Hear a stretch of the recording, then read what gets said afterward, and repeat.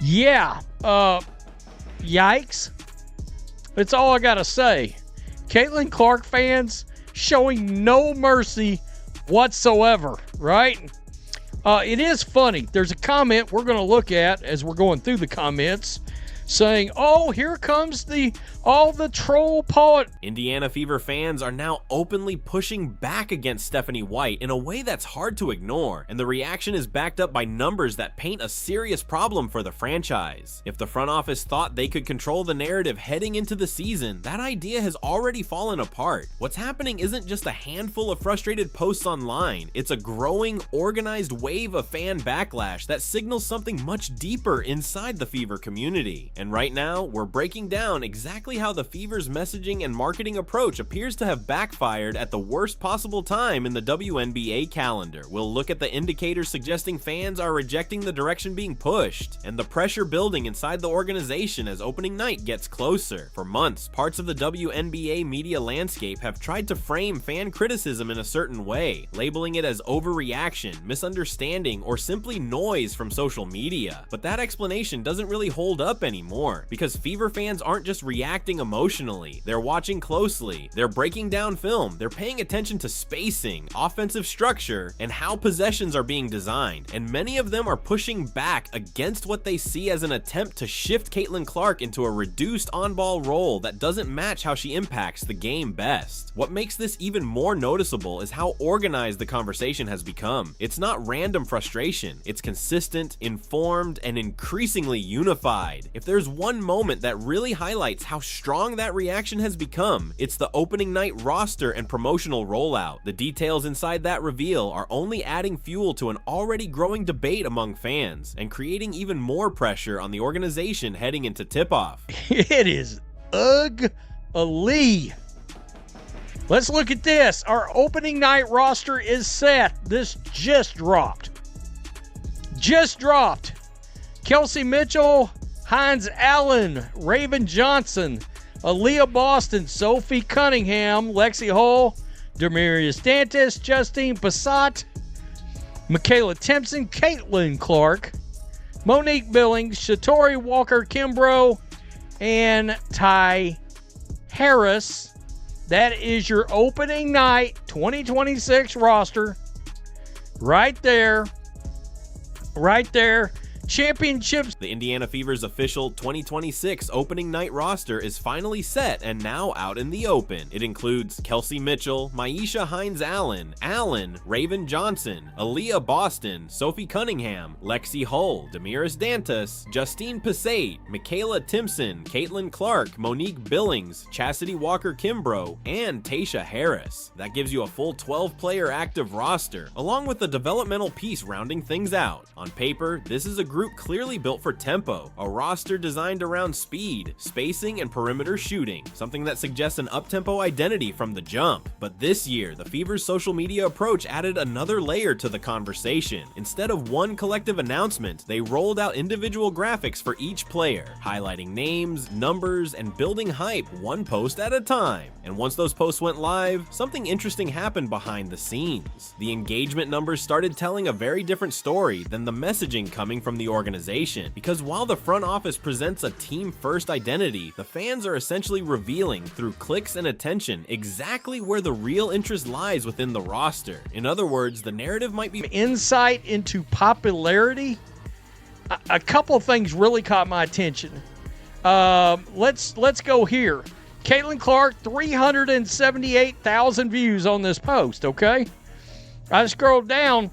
Number one, Justine Passat, 65,000. I mean, that's pretty interesting because Lexi Hull's got 73. Justine's right on her tail, right? But this was what was really interesting. Sophie Cunningham, 357,000 views on the number 8 post right here.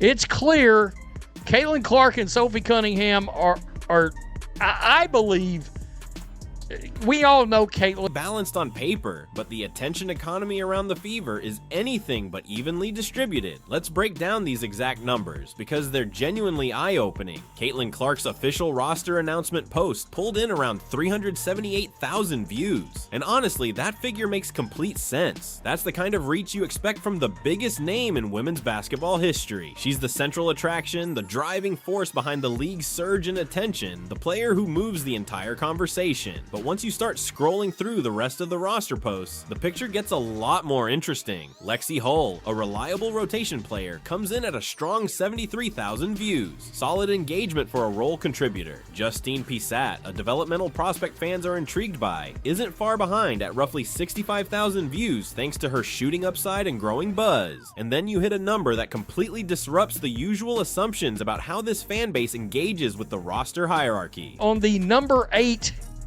post right here, it's clear Caitlin Clark and Sophie Cunningham are I believe, we all know Caitlin is the most popular player.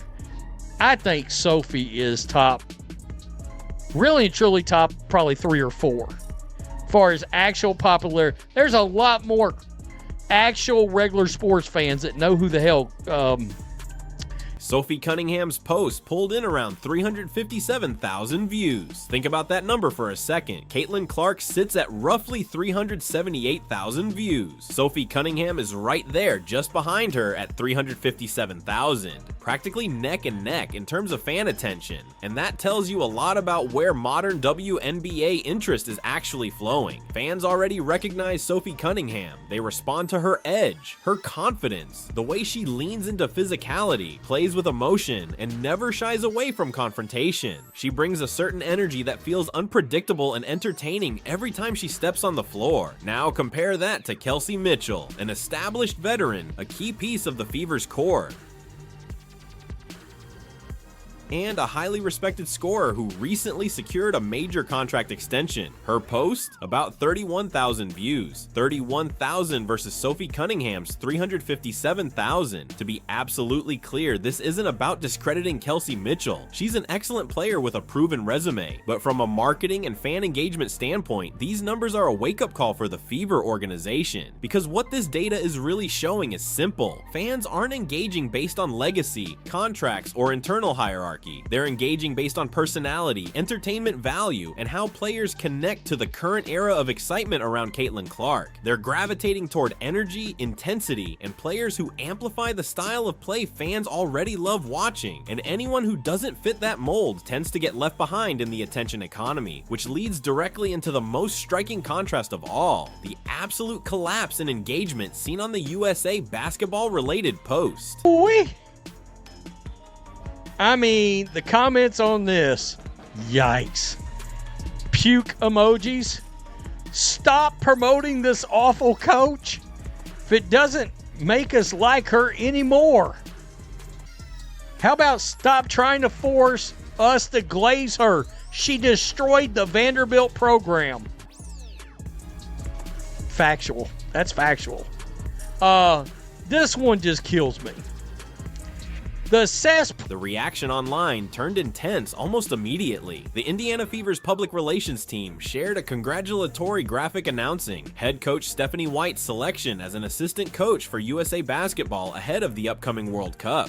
From the organization's perspective, it was meant to be a moment of pride, recognizing coaching credibility and celebrating a national team opportunity. But the response from fans didn't match that expectation. Instead of applause, the post was quickly flooded with criticism, with the comments section turning into a space for frustration about the direction of the team and the coaching staff. What was intended as a positive announcement became a focal point for wider discontent. Some fans questioned the decision outright, pointing to White's coaching history and expressing concern about her track record at previous stops, including Vanderbilt. Others used the moment to voice broader skepticism about whether the current system is maximizing the team's talent. A recurring theme in the comments centered around Caitlin Clark's usage, with fans repeatedly asking how she would be deployed in USA basketball settings and whether similar offensive limitations would appear there as well. There were also strong emotional reactions tied to expectations for the franchise, with some supporters arguing that the team needs a different approach to unlock its full potential. Taken together, the response reflected something bigger than a single social media post. It showed a fan base that is highly engaged, highly opinionated, and increasingly vocal about how they believe the team should be managed moving forward. By the way,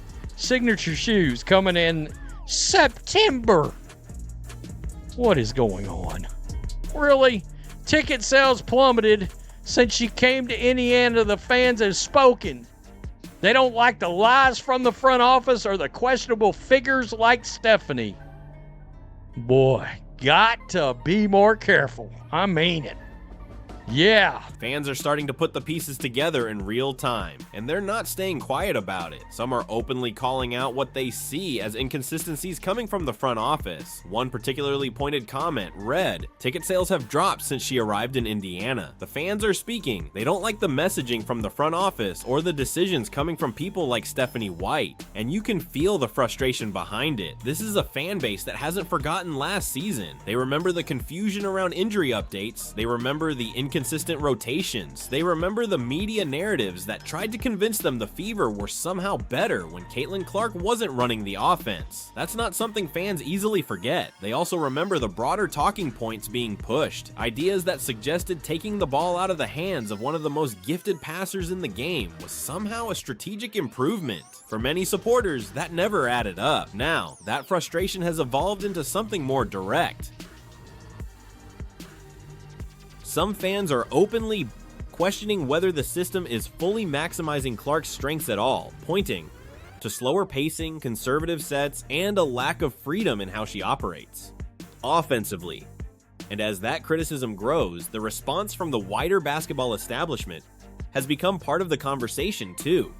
Instead of engaging with the concerns, critics say the blame often gets shifted toward independent media YouTubers, podcasters, and online analysts labeled as overly negative or disruptive voices, as if fan frustration is being manufactured from the outside, rather than coming from what people are actually watching on the floor.